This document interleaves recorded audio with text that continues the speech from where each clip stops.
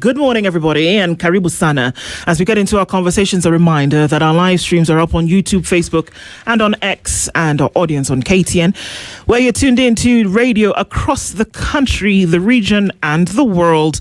We're having Kenya's biggest conversation this Monday morning, and we get into one where we're looking into certain things, maybe taking stock of some of the things that have been said over the past, couple of days, weeks, and then the direction in which it is going into the next couple of months. This morning, we're talking about Game Plan 2027, pleading for numbers and accountability. Dr. Barrack Muluka is here with us in the studio. A very good morning to you, Dr. Very good morning to you, to Dennis. Good morning.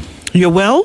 Superb, actually. Yes, I keep saying I live in concentric circles, and the innermost circle is sound and well. Fantastic. At least that's somewhere to start from. Yeah. All right. We're going to be talking about some of these things 2027. There's a lot being said. There's a lot of conjecture flying around. But let's start off with where Dennis has taken us this week. Today we are in Eritrea. Gained independence in 1993, fought for over 30 years with the Ethiopians. And it is a one-party state with no formally implemented constitution, at least until since 1997. A population of around 6 million people. And just outside the capital, Asmara, there is what is called a tank graveyard. So after the war, the tanks are there as a reminder of what happened in the country. Coffee is consumed mostly in social spaces. So if you go there, just ask for kahawa tungu, kahawa tamu. Okay. The proverb, a good road is used a second time. A good road is used a second time. How would you interpret it? Okay. First of all, localize that saying. Domesticate it. Yes. Take it all the way to Emmanuel, where I come from.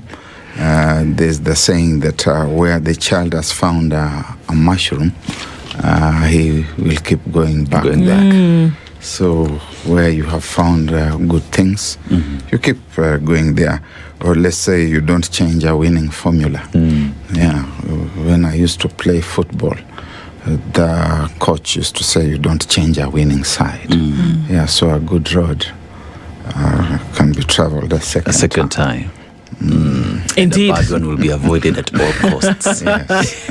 I like that. And if you find a bad one, if you discover that you chose the wrong route, you avoid it. If you dial the wrong number, there's no point lying to yourself that the number is fine and telling the person at the other end of the line that I know this number. Niwewe. Wacha kujificha. Yeah, so there you are. All right. You can take it to many different spheres and domains. Yeah. That's why the good man called Lazarus Chakwera turned out to have been a bad road. Yeah. And people elected not to travel that road Again. a second time. Yeah. Well, a second time, okay.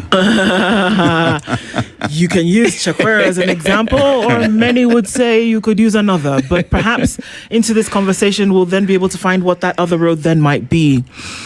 Since we use sports analogies quite often, why don't we use another one this morning?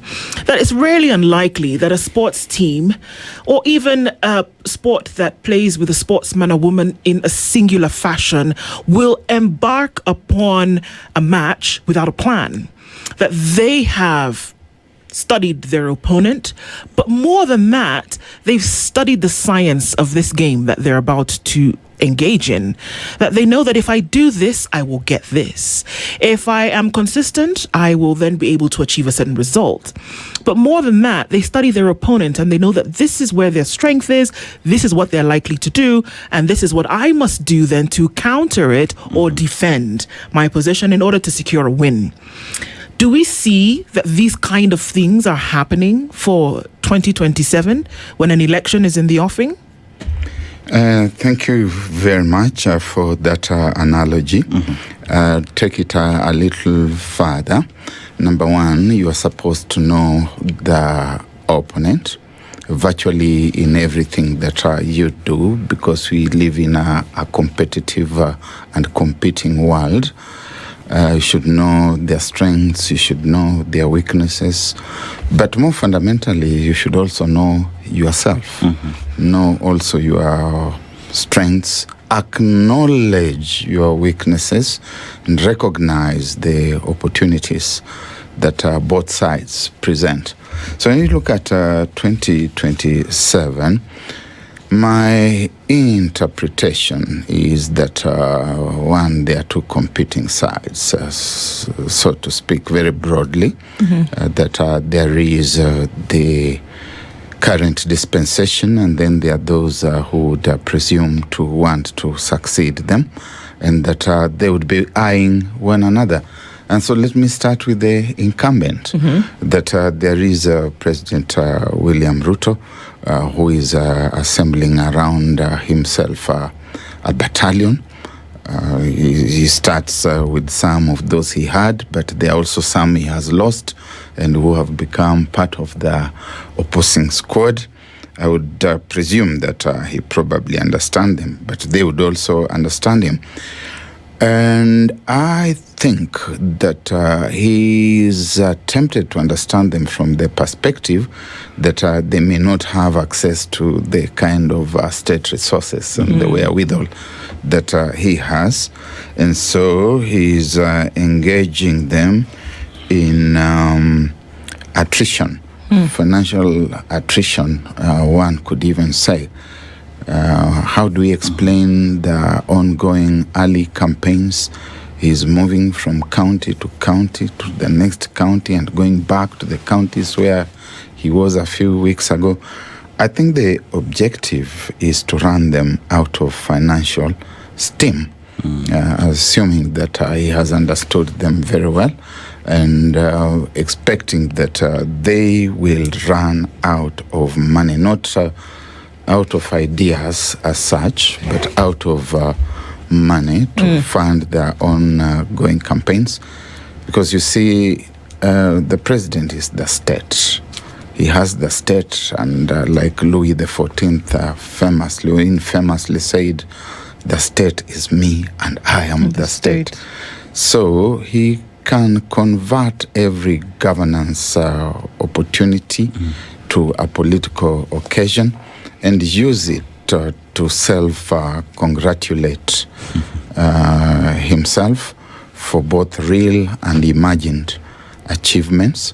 And meanwhile, the opposition is running also all over the place, following him where he has been, trying to rebut and negate and reconstruct what he has said, deconstruct and reconstruct. So in a sense, that is correct. But have they understood the president, if I flip the coin to the other side? If they had, they would understand that he's engaging them in these Fabian, they would call them Fabian tactics, after Fabius Maximus, who was an ancient Greek general. And he used the strategy of wearing out the opponent. Muhammad Ali used the same in boxing, wear out the opponent and then floor him or floor her. Have they understood that? Because here is a president who is perpetually on the rustings, congratulating himself, as we say, for both real and imagined achievements, launching and relaunching the same things that were launched some time back, some by himself, others by governors and so on. I think the political position has most certainly failed to remember some very basic things. One of them is that achievement is measurable. And success is also measurable. And that there would be a template that you are using to measure success. That, for example, if it is an exam, there would be a syllabus, and next to the syllabus would be a marking scheme and it's expected that the syllabus was covered, and the questions that have been asked, each has got a marking scheme, and the marking scheme has got answers that the examiners, and therefore those who have prepared the marking scheme, will say the candidates are supposed to know the following. The correct answer would read as follows. It would include the following components. And then they would say, give extra marks for this and that. What is the marking scheme or the template in this case? The marking scheme and the template that I expect the political opposition to be using would be a marking scheme that says, wait a minute, President William Ruto is saying he has done this, he's done the other one, and he's done I don't know what. Where are the 47 charters that he signed with the counties? Each county. Walk him through those charters, county qua county, county after county. You are in Kitui on such and such a date.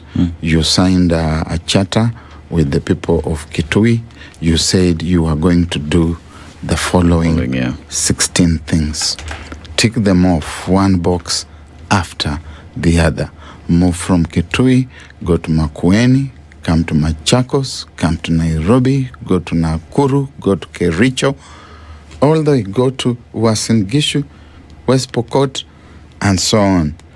That way, you start now disrupting President William Ruto, because the president clearly is avoiding being audited, and audits are very, very dangerous things for politicians, because you are now telling them this was your promissory card. If you're talking about jobs are countable, they are measurable. You don't just wake up and you tell us you have created 800,000 jobs, you have created 3 million jobs. Where the taxes are measurable, cost of living is measurable.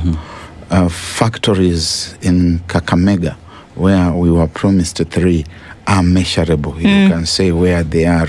Mumia's sugar factory is measurable. Pan paper mills is measurable. 1,000 kilometers of bitumen roads is measurable. You must say where they are. When you talk about SHA, it is a lived experience. It is measurable. All these things are auditable. And so, have you understood the opponent? No. Finally, I must say something about this headline in today's Standard, Ruto's bogeyman.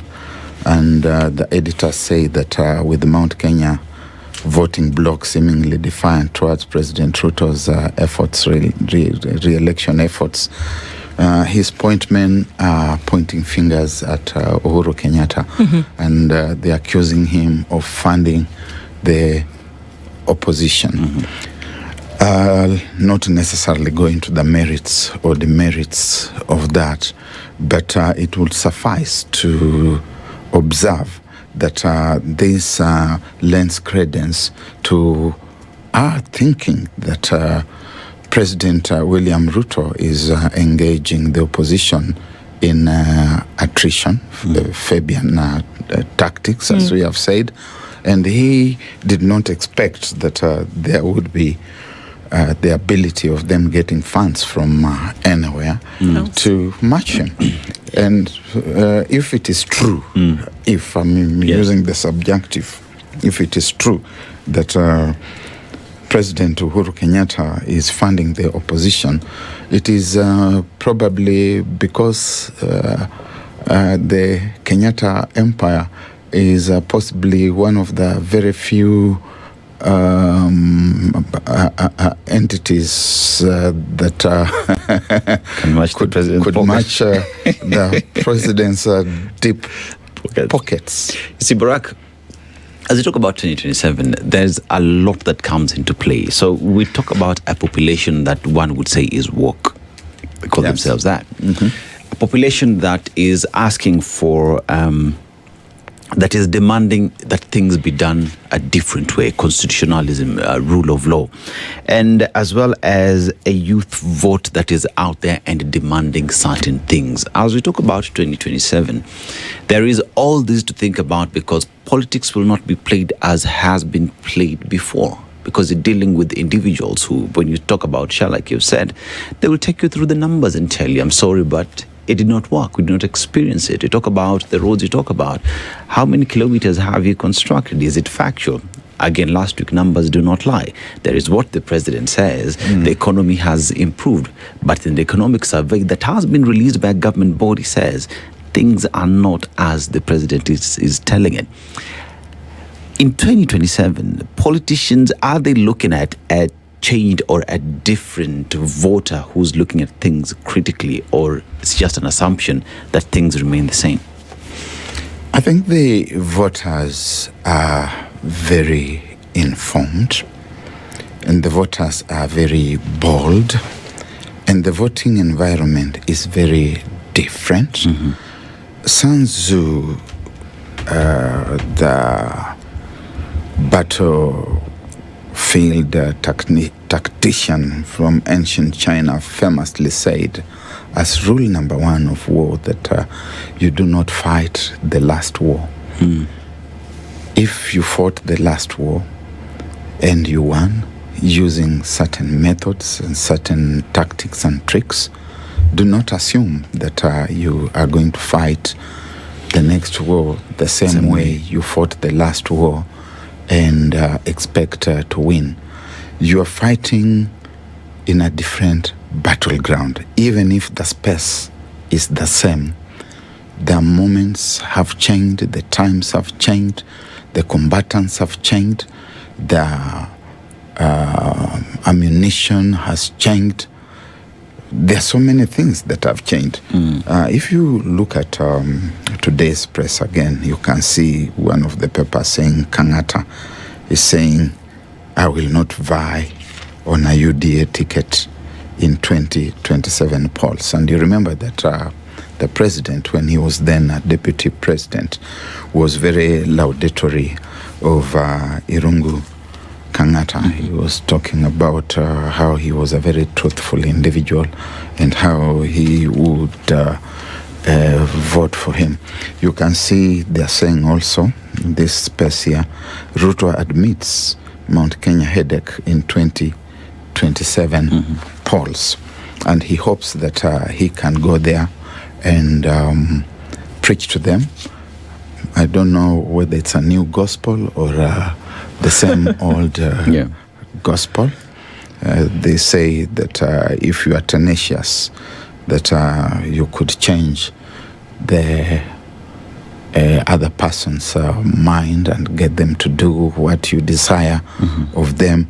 I doubt very much that that is going to work. And this, again, is for the entire political fraternity, both those in the opposition space and those in government. I do think that the room exists for the wild card, the unknown factor, because there's a sense in which the country continues to be subjected to legacy politics. Legacy politics that makes the political space a very noisy chamber. You could almost equate it to a lunatic asylum, where the lunatics are screaming at one another, screaming invective and screaming unprintable things that even have got to do with people's body parts. The same way we used to do when we were little boys and girls growing up in the estates of this country. And the younger voters, the younger population, which is the majority, is placing before them statistics. The younger people, the millennials and the Gen Zs, are placing before you statistics. They're saying we don't like this finance bill because of the following factors. They are even translating the finance bill into their mother tongues and sharing with those who may not be as sophisticated and saying this is why we don't like these things. So if you are in government, you must respond to those things. Beating them up or shooting them in the legs or disappearing them is not a solution. The more you engage in that, the more you gravitate towards the saying that the Christian fraternity used to say in the early ages of the church, that the blood of martyrs is the seed of martyrdom. So the more you kill, the more you have others sprouting and running against you. The political opposition, on the other hand, as I have said, needs to convince the electorate that it's not another cartel entity in waiting. That it's not saying, when it says that we are the united alternative government, that you are saying we are the united alternative cartel. That they must demonstrate that they are fundamentally going to do something different. Let me just sum that up very quickly. You see, when you listen to the opposition, including the newly emerged one that has broken away from ODM, they are very good with placing their fingers on the problems. They have got their fingers on the pulse of what troubles us. But they need to go a step further to be able to curate that into a statement. What then is the promissory statement? What then is the election question? And within the promissory statement or pronouncement, therefore, again have certain measurable things. And you can loop this back to William Ruto in 2022. He was not satisfied with just saying that he was waging a war against people he characterized as dynasties. He went on to say what he would do, and to say it in a believable manner. He went on to curate, canalize, and package that in documentary evidence or promissory notes that he then took to Makueni, he took to Kilifi, he took to Kwale, he took to Turkana, each one answering local needs. And having done that, he then moved on to certain other demographics, like the youth, and said, I'm signing a charter with the youth. Women. I'll do the following things. I'm signing a charter with women. I'm signing a charter with people living with disabilities. As I've said, he needs to be audited on that. But the opposition must come up with theirs. So then we got to a point where an election then had a theme. And as you've said, the last election was one that took on an economic nature, and that it was going to put money, essentially the one who came out, the winner of that election, was going to be the one tasked with putting money back into the pockets of Kenyans. That's what the promise was. Indeed. So then I hear you almost advocating for that theme to be reinvited into the political conversation now moving forward. That what is it going to be about? Is it making sure that Kenyans then, is it the rule of law? Is it just social justice? Is it ensuring that certain things are done? But you seem to want it to coalesce around something, a statement that some people can follow. But I want to come back to some of the things that you mentioned. If we were to look at the coast region, for example, somebody made a suggestion last week that each leader ought to stand on the promises that they make and give evidence of those things having been done. And perhaps that is then what Kenyans will coalesce around and say, Barrack said that he was going to build a dam. He did. He said that he was going to make access to education more available to everybody. He did, or he did not. if we look at the coast region, every county, as you say, had a charter. Mombasa, there was going to be the expansion of the blue economy. This is what President William Ruto said, that the port-linked manufacturing and logistics was going to be a reality. That there were going to be affordable housing projects, that there was going to be SME financing through the Hustler Fund, and that there would be market modernization and tourism revival. Well, a lot of those things are in the public arena. Let's go to Kwale. The Dongo Kundu infrastructure integration was going to be a reality. Beach tourism would be expanded. The fishing industry would get support. Water access projects then would also be a reality. And the coconut and cashew industries would be revived, and there would be value addition. In Kilifi, salt and mining industry support again was going to be a reality. There would be irrigation agriculture, there would be tourism infrastructure, the roads would be upgraded, and fisheries development would take place. That's just Kilifi. Tana River, the Garissa Kulalu Irrigation Revival Project was going to happen. Livestock value chains then would be a reality. Drought mitigation projects would come up. I think we've just come out of one of the worst droughts in Kenya's history. Water storage infrastructure would be established. Water infrastructure, we're looking at things like dams and water pans and things like that.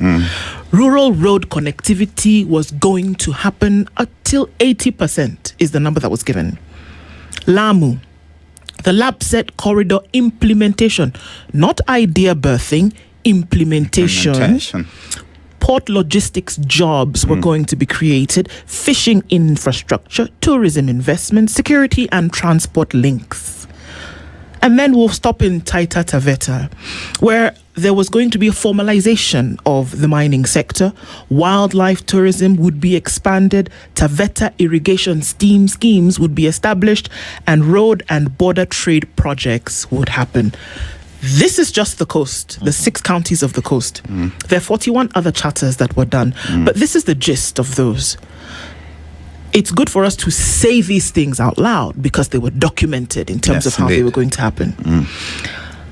One would say that what you're saying now is you then have no business asking Kenyans to give you another round at the rodeo if these things, and this is not pie in the sky, these are things you said and were documented. If these things you said you were going to do were not done, do you have any business asking Kenyans to give you another shot? Precisely. That is what I am saying, that that should constitute the conversation. That there are these instruments which the president, the current president, placed before us as a sacrosanct, deliverable, promissory notes, and which were forgotten, or they seem to have been forgotten, as soon as he brought down the Bible. As soon as he started waving the sword of the commander-in-chief, which he says is not meant for cutting vegetables.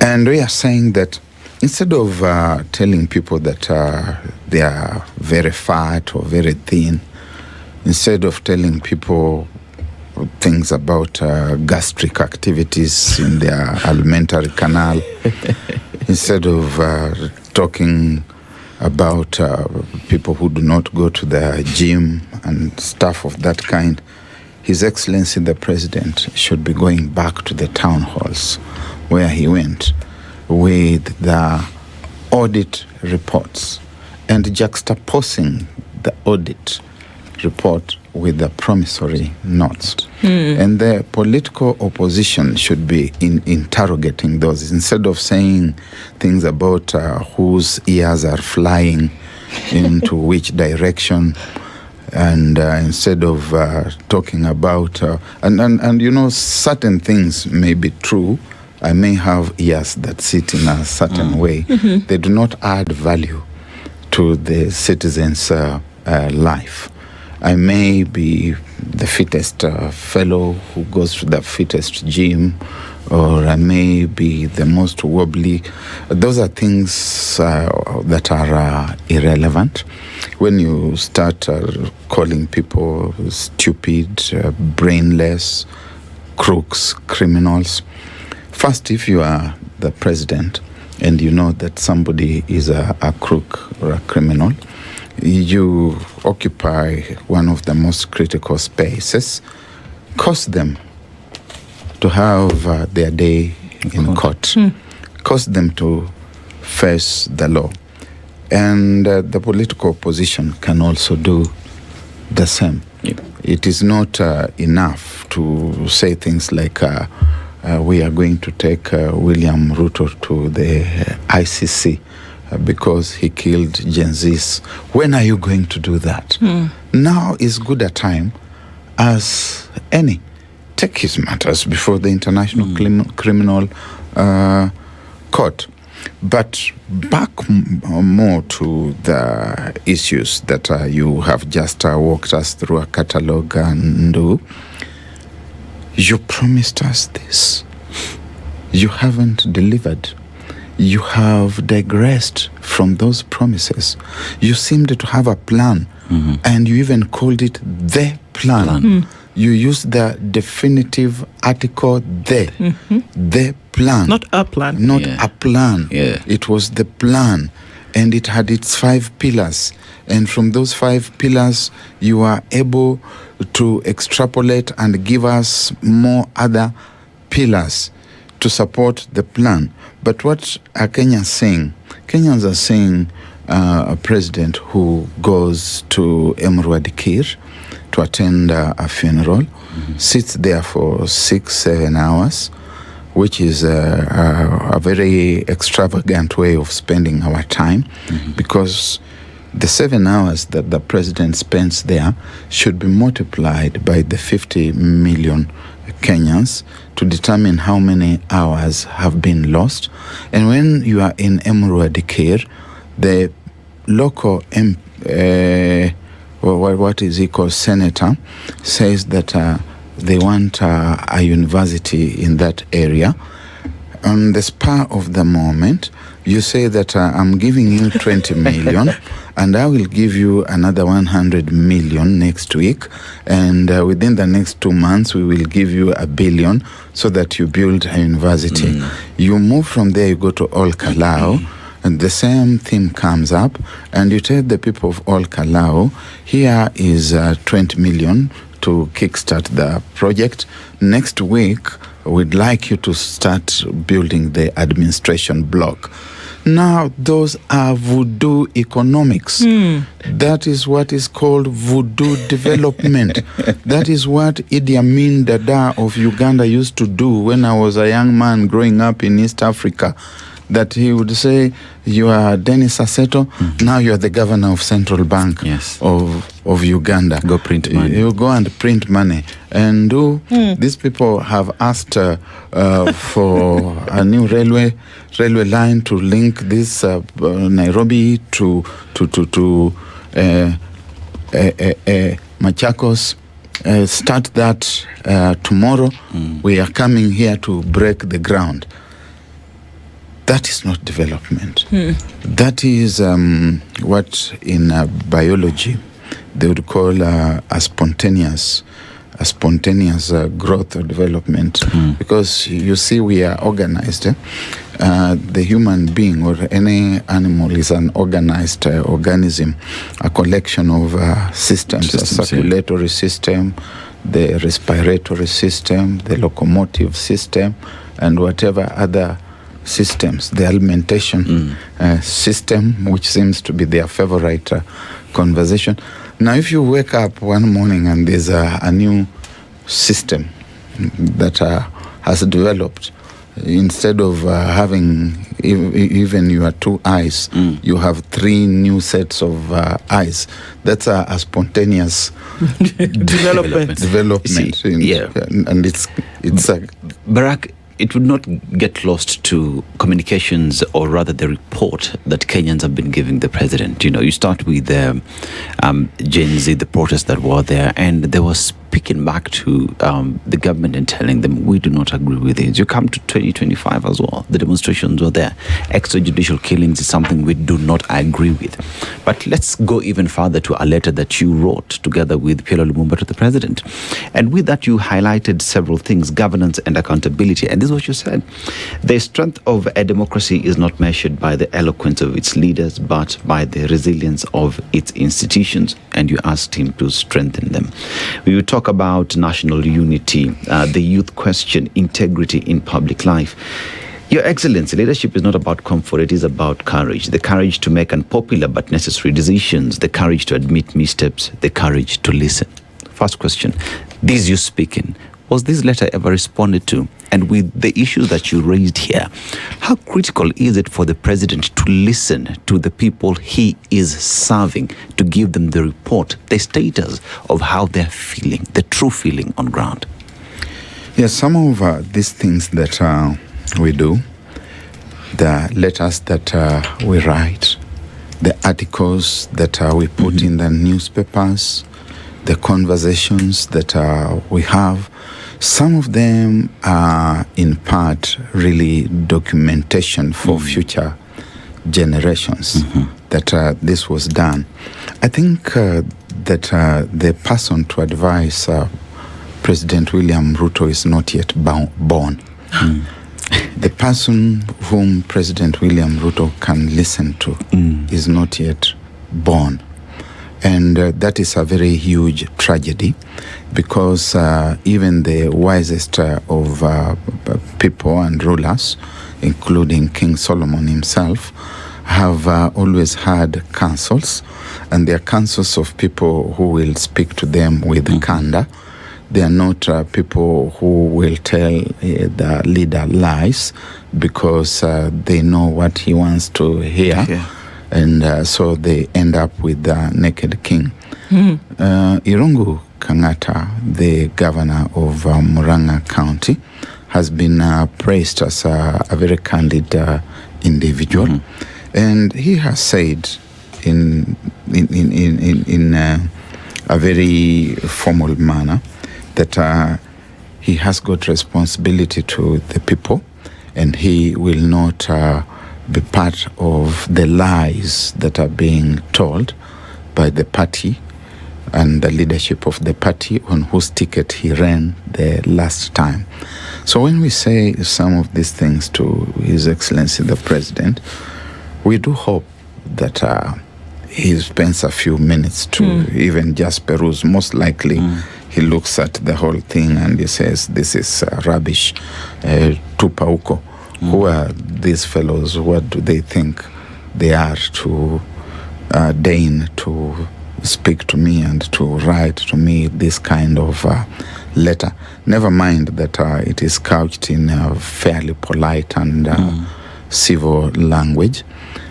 You cannot have the president abandoning the seat of power in Nairobi, in State House, in Harambee House, and is permanently cutting across the country on self-congratulatory missions that he calls inspecting development, where there is actually no development, and making new promises, even as he says, we have done this on roads, we have done this on electricity, we have done this with employment, we've done this with hospitals, which we know are not working, we've done this with education, which we know is collapsing. And instead of sitting and planning and listening, getting reports and reading, you are on a campaign mission. We are trying to tell him, Your Excellency, accept that you have made mistakes. Accept, for example, that the SHA was a big mistake, that NHIF was working. All you needed to do was to correct any areas that were not functional, that education, university funding was working. You did not need to disrupt it. But obviously there are factors that led to that, and I doubt that they had much to do with the need to serve the people better. We see fellows around with huge stacks of money, and we can only imagine that some of these things, including the digital platforms, are really just siphons. Of money. They were put there as siphons, and that's why nobody wants to listen. Affordable housing is a siphon. We are building stadia, Talanta, Hella Stadia. They are turning out to be the most expensive stadia ever built anywhere in the world. And someone needs to accept. Hence, finally, when His Excellency the President starts seeing the numbers are getting depressed, and he goes back to the backyard at home to speak to the community in harsh tones in mother tongue, to tell them that you have not registered in numbers that can cushion me, that can make me happy, that can make me comfortable. He ought to know that it's because he doesn't listen. And even that particular constituency that he has taken for granted, that he assumes he can herd like cattle.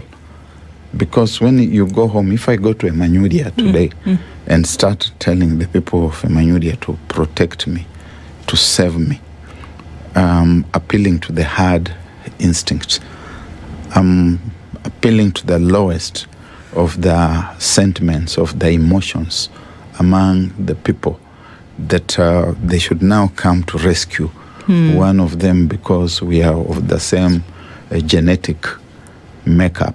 I should realize that the reason the Manudia people are not registering, are not enthusiastic, is that they are part and parcel of the country that is suffering. Absolutely. And they are suffering with everyone else. This is it. And even as you say that, I mean, just casting my mind to the person who came up with the adage that a leopard will not change its spots. It will not become a striped cat tomorrow. This is who it is. So if in a period of time you did not achieve certain things and you did not show direction into achieving them, the likelihood of that changing in the near future then is slim to none. But the problem here, whereby these things that may have been promised, or even the things that you mentioned, education, health, infrastructure, all over the place, the reason why they cannot be done, even if you really, really wanted to, is that Kenya owes too much in order for anything to be left for development. That's the truth. There's a reason why Kibaki did not borrow. And there's a reason why people keep touting about the development that was experienced during the Kibaki administration. The truth of the matter is that there is not enough wiggle room to take care of recurrent expenditure and development with what's left after paying debt. Kenya owes too much money to realize a significant index of development at the moment. That's the truth, void of emotion or any kind of romanticism. Is it safe to say that anybody, in or out, that is not addressing the debt problem further to the development infrastructure problem also then has no business dealing with these things? Because you can come and talk about how you want to implement a manifesto, but if you don't have the resources to do so, you will not do it. Yes, President Bill Clinton, when he campaigned to be president of the United States, first term, reduced the whole campaign question to a simple formula. He would say, it's the economy, stupid. All these things flow into the economy.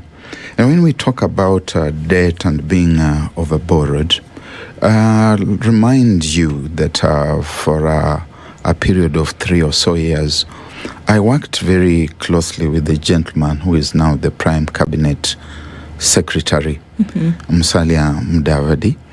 we formed a political party.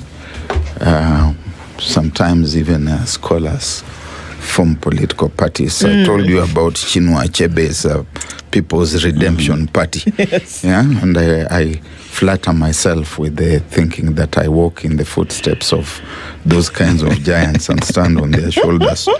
So we formed a political party. Yeah. It was called ANC, Amani National Congress. And one of the things that we kept on harping on with the gentleman who is the Prime Cabinet Secretary today was debt. And we kept on saying that the public debt should be published. Yeah. It should be publicized. We should know whom we owe how much, the sovereign debt. We should know whom we owe how much, when it was borrowed, what interest it has since attracted, how we are paying, when we hope to finish paying, what the money did, and the like. Now, when he's in that space, it has swallowed him. He doesn't talk about these things. I think there must be something about those spaces. You get into them and they swallow you. If you don't want to be swallowed, you run away very quickly and continue articulating the things that you were articulating before. But, and this is a very big but, in the year 2023, Kenyans went through a very painful financial season. It was the beginning of the attrition that we are suffering today. And President William Ruto, together with Musalia Mudavadi, were repeatedly telling Kenyans it's because we are paying debts. And they were saying, after 2 years, we will have no more debts. Just give us 2 years. And after 2 years, we shall have paid all our debts. And everything that we are going to be doing in this country is going to spend our own money. That is another question for audit. Can you tell us that debt, how big it was? Never mind that you may not be the ones who had borrowed. And after that, how much more have you borrowed? And what happened to the promise that you made about 2 years? It's now 4 years. Yeah. Prof, as we head to 2027 and the plans around that, there is the Mwananchi factor and their plan around that and what they want to achieve. Would you reckon that where we find ourselves today as a country, that Mwananchi knows what they want, they would vote for that, and they would keep the political class accountable to the promises that they give? There is a bit of a challenge with a certain demographic of the voting Mwananchi. I stated earlier on that there is a cause to have a lot of faith in the new generations, the Gen Zs and the millennials. And one would want to hope that this is not just about them as voters, but them as leaders. That they continue to know what we want, and that unlike the crowds that we see harassing and terrorizing James Orengo when he goes to a funeral, and the ones that we see clobbering Godfrey Osotsi, that the majority of the young people understand that this is their country, and that the older generations, my generation and other generations ahead of us, and the generation immediately behind me, have failed them. We have failed the young people in this country. I saw a clip of a Tanzanian member of parliament asking members of parliament, why are you telling the young people to go out there to create jobs? You are not able to create any job yourself. Wewe umeomba kazi kama mbunge, uwezi wewe mwenyewe kuunda kazi huko nje. You can't create jobs.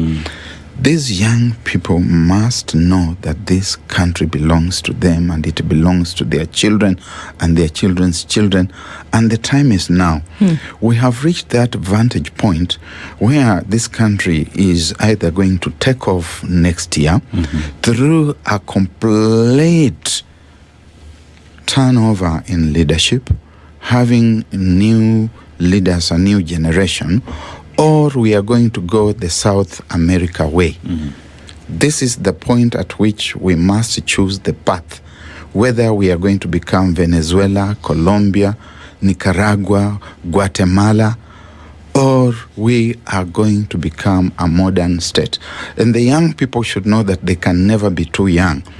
When Jomo Kenyatta, Achengo Neko, Bidat Kagia, Karumba, and the others were being arrested in October 1952, Tom Mboya was just about 20 years old and already giving the country direction.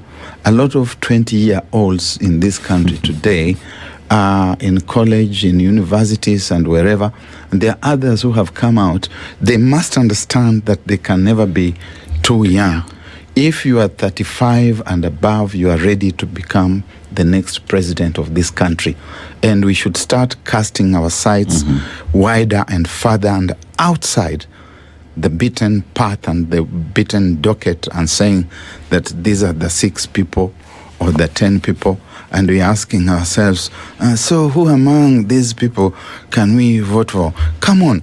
The person we need to vote for is perhaps not yet showing within that landscape. They are being reticent and sitting back and imagining that they are still young. You can never be too young. And on that point, we can end it. Dr. Barrack Muluka, thank you for being here with us this morning. There's some words of advice. Take it. This is the Situation Room, the only way to start your day.